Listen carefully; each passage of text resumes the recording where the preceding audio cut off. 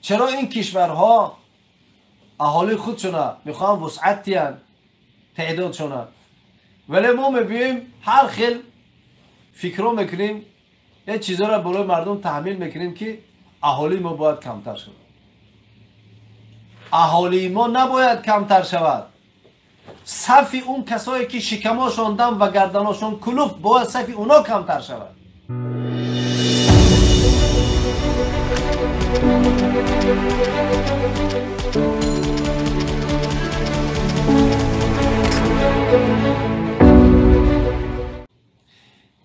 هدف همین است که اگر ساخت اداره دولت، اگر حساب کتاب درست و اگر دولتمندای خوب در رأس حکومت باشند، مردم هیچگاه گرسنه نمیموند، مردم هیچگاه در بدر نمی شود، هیچگاه 2 میلیون آدم غلام حلقه برگوش روسیه و روس‌ها نمیگرده. من بازم تاکید میکنم ما 9 میلیون اهالی داریم. برای تاجیکستان 9 میلیون اهالی هیچ است. هیچ است.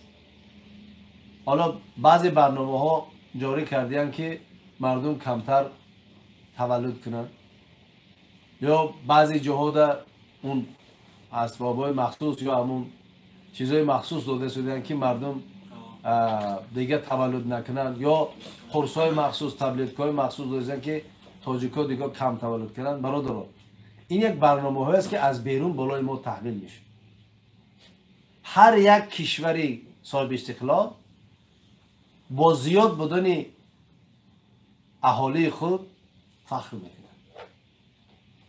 چرا مثلا امریکا گرین کارت دارد و هر سال 50,000 نفر از بیرون وارد میکند، اهالیش به 300 میلیون نفر رسیدگی.